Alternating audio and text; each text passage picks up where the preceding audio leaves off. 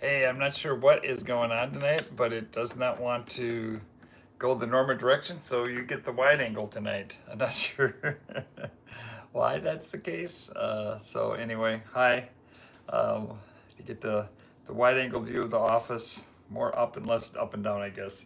Anyway, we're reading tonight from Acts chapter 27. We finished 26 last night, and just to kind of recap the last two chapters, Paul's been in trouble. He was tried before the Sanhedrin in Jerusalem. He was beaten. They found out he was a Roman citizen.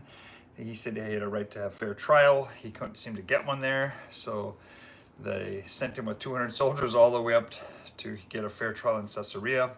And Felix and Herod Agrippa were there, and they're kind of starting to interview him and figure out the case. He came up with a defense. They accused him of lots of stuff, but nothing that seemed to be worthy of murder. He actually said, hey, I want to not go back to Jerusalem to be tried again. I want to go to Caesar.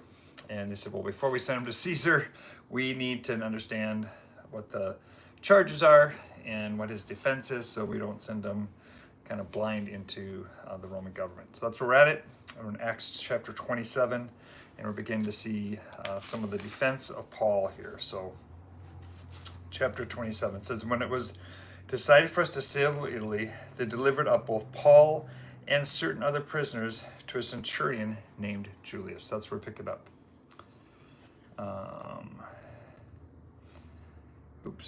Do I have Paul's testimony to Agrippa? Let's see. Yeah, so we got to catch it up to one more. There we go. 27. Paul sails from Rome.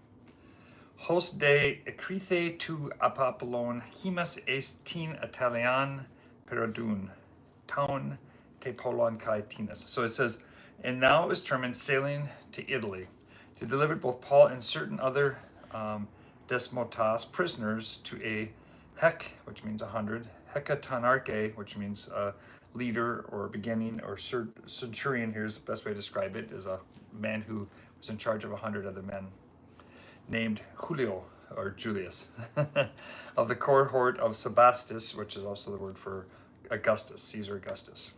So verse 2. Epibantes, which means to bantes means to board or to get on. So having boarded then on a ploio, which means ship, Andramatino. So it's a ship of Adramatium about to Cleon, which is sail to the Asian Tupus, the places of Asia. So they set sail, being with us Aristarchus, a Macedonia Thessalonica. So again, in the plain English, it says, and boarding a ship of Adramithian, which was about to sail alongside the Asian places, we set sail. Aristarchus, a Macedonian of Thessalonica, was there being with us. And on the next day we landed in Sidon and treated Paul kindly. Julius allowed him to go to his friends to receive care. So they boarded, went to a shore. He knew other believers there. They took care of him, probably brought him food, refreshment, water, whatever else he needed. And setting sail from there, we sailed close to Cyprus because of the winds being contrary. In other words, they had bad winds, so rather than going down to the middle of the ocean, maybe a shorter way, they stayed alongside the shore, kind of tucked into the coast of an island called Cyprus outside the shores of Greece on the way to Italy, right? Deb and I have done that same sail. We've been out in that same area, right? So in the Greek here, we say Chrysomenos, which is having treated, allowed him as friends, Philios, I like how they call friends, or friends who love him, like the word Philadelphia, city of brotherly love. So they're not only his friends, they are friends who love him, and they gave him care. 4, it says, Kekathine Anathentis Hypoplusamen. We sailed under then to Kypron, or Cypron, or Cyprus. Diatetus enamos inai enantias. And because of the winds being contrary, or the blowing against them, they then went along Cilicia and Pamphylia, and having sailed across the sea. So that's interesting. 5 here says they went to Cilicia and Pamphylia. Let's see what it says here. It says 5 here says Cilicia and Pamphylia. We came to Myra of Lycia. I have a friend who's going to Myra, one of my Rotarian friends, and he says that's a great island, good place to hang out. So having found the centurion, a ship of Alexander sailing to Italy, he placed us into it. So basically it says, And setting sail from there, we sailed close to Cyprus because the wind's being contrary, and sailing over the sea against Cilicia and Pamphylia, we came to Myra of Lycia.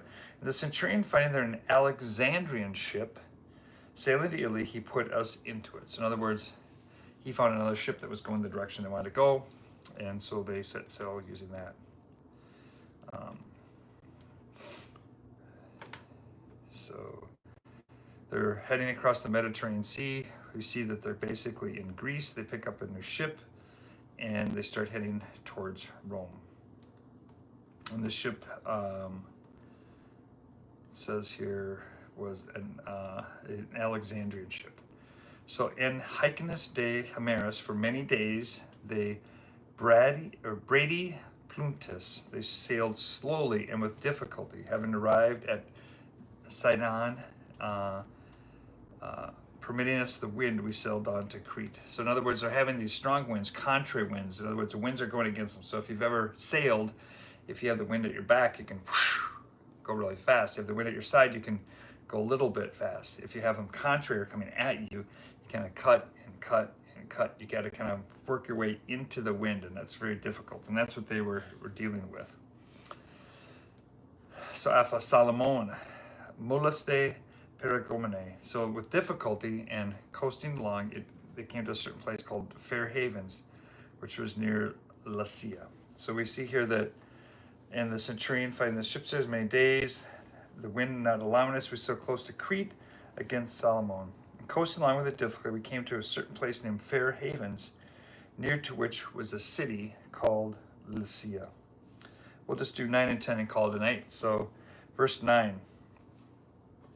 Hikuno de chrono. So chrono or chronos is linear time. Kairos is God's time. So basically, much linear time passed, diogonomenu, and being already dangerous, episphalos, to plus, the voyage, because of it not being Nestian fast already. So there's basically, they're going slow, it's contrary to the winds. It says, much time having passed and the voyage already being dangerous because of the fast already had gone by, Paul warned them, saying, men, I see that the voyage is about to be with injury, and not only much loss of the cargo and of the ship, but also of our souls. So Paul's kind of prophesying. He's saying the wind is bad, it's contrary, they're picking up. And often when that's the case, it starts to bounce around. They'll often throw cargo overseas to get a bit more buoyant or whatever. But he's saying, we're not going to just lose cargo. We're going to lose our souls. We're going to lose our lives. And so he's warning them, this is not looking good. So we'll pick up tomorrow night as they're about to go into some rough seas. I won't tell you how it ends. Those who know the scriptures know how it ends. But anyway, they're off the islands of Crete, out by Greece. And we're going to see what the rough seas do as we share to again tomorrow night. We're going to close tonight with the prayer Jesus taught us to pray. Our Father, who art in heaven, holy be your name. Your kingdom come. Your will be done on earth as it is in heaven. Give us this day our daily bread, and forgive us our trespasses, as we forgive those who trespass against us. And lead us not into temptation, but deliver us from the evil one. For yours is the kingdom, and the power, and the glory forever. Amen. Good night, everybody. Hey, Desi, good night. And Pastor Deb and Nancy and others, hope you have a blessed night. We will see you again tomorrow.